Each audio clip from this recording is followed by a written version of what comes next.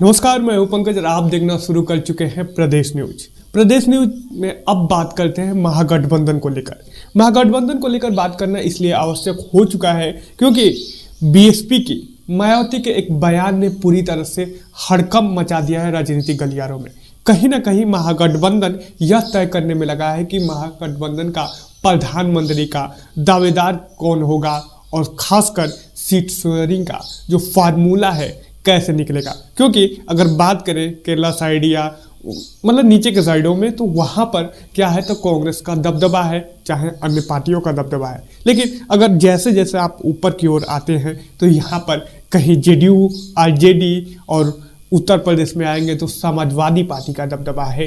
तो कहीं ना कहीं देखें तो महागठबंधन अब सीट शेयरिंग के फार्मूले पे अपने ही भिड़ते नजर आ रहा है और खासकर प्रधानमंत्री के चेहरे को लेकर। लेकिन अब इसमें एक नाम बहुत तेजी से उछाला जा रहा है। इस नाम में आ रहा है बहन मायावती जी का।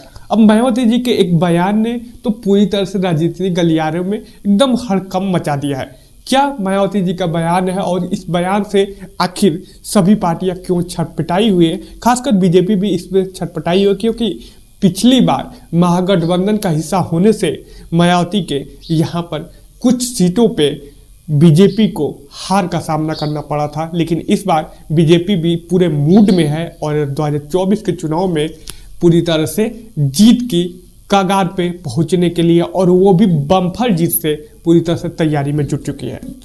तो बताएंगे सब कुछ। जानने के लिए इस पूरी खबर को देखें, इस राजनीतिक विश्लेषण को देखें। तो चलिए अब बारी बारी से बात करते हैं कि आखिर ऐसा क्या हुआ कि मायावती ने भी कहीं ना कहीं सीधे शब्दों में कह दिया कि परिस्थिति के अनुसार कोई भी फैसला होगा, यानी कि जल्दबाजी में नहीं होगा। तो इसके लिए आपको अभी तक के महागठबंधन के जो बैठकें हुई हैं उनमें कहीं ना कहीं एक दाव पेच बना हुआ है कि आखिर सीट शेयरिंग का फॉर्मूला क्या होगा और उसमें प्रधानमंत्री का दावेदार कौन होगा, चेहरा कौन होगा। बीच में खड़गे का नाम आया, लेकिन उस खड़गे के नाम पर ममता बनर्जी और केजरीवाल ने ही सहमति दी, लेकिन उसके अलावा कोई दल नहीं सहमति दी। हालांकि उसके बाद जेडीयू के एक नेता का बयान आता है कि खड़गे फड़गे को कौन पहचानता है। तो कहीं ना कहीं देखें तो महागठबंधन प्रधानमंत्री के चेहरे को लेकर एक दूसरे से लड़ते भी नजर आ रहे हैं। यानी कि जैसे मान लीजिए कि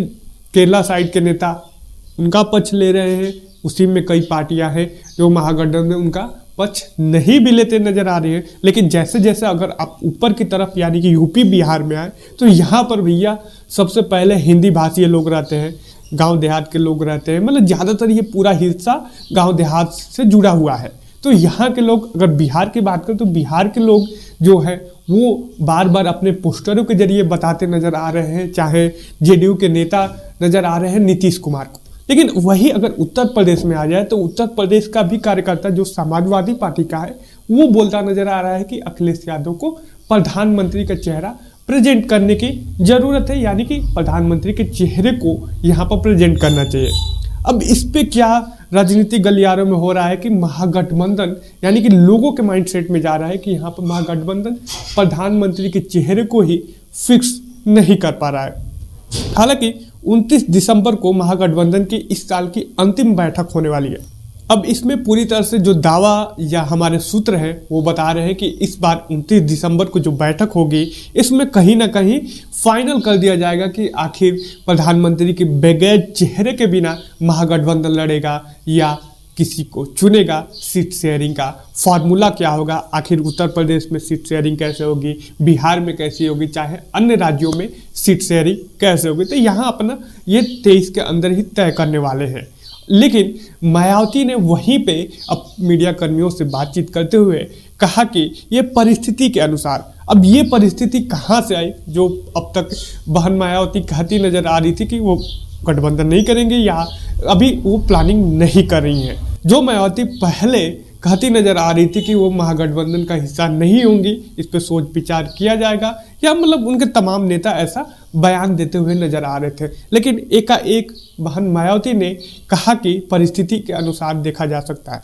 हालांकि ये पूरा जो बदलाव हुआ है वो हुआ है एक एबीपी न्यूज के सर्वे से। एबीपी के न्यूज ने जो सर्वे किया है 2024 के चुनाव को लेकर, तो उसमें 300 प्लस सीटें एनडीए को दी जा रही है। यानी कि साफ तौर पे भाषा में कहूँ, आपकी भाषा में, तो बीजेपी को यहाँ पर प्रचंड जीत के साथ दिखाया जा रहा है कि बीजेपी इस बार भी, बीजेपी की लहर है, बीजेपी जीत जाएगी। अब इसके बाद जब मायावती से पूछा गया, मीडिया कर्मियों ने पूछा, तो अब उनका बयान आया कि परिस्थिति के हिसाब से बदलाव या अनुकूल ढाला जा सकता है। तो इस बयान के बाद पूरी तरह से राजनीतिक गलियारों में हड़कंप मच गया कि अब कहीं ना कहीं 29 वाली बैठक में बहन मायावती भी महागठबंधन का हिस्सा हो सकती हैं।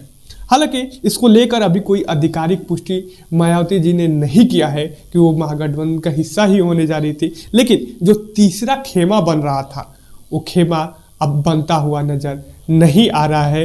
यानी कि मायावती के महागठबंधन में आने से मायावती जी को भी फायदा होगा और महागठबंधन को भी फायदा होने वाला। तो आप हमें नीचे लिख के जरूर बता सकते हैं कि बहन मायावती जी को महागठबंधन का हिस्सा होना चाहिए या नहीं होना चाहिए। साथ ही में इंडिया गठबंधन का प्रधानमंत्री का उम्मीदवार कौन होगा, आप अपनी राय हमें नीचे लिख के जरूर बता सकते हैं। और साथ ही में अगर आपको हमारी ये प्रोग्राम बढ़िया लगा तो फटाफट इस वीडियो को कर दीजिए लाइक, चैनल को अभी तक नहीं किया सब्सक्राइब तो फटाफट सब्सक्राइब कर दीजिए, ताकि हमारी ऐसी ही राजनीति से जुड़ी खबरें आप तक पहुंचे सबसे पहले।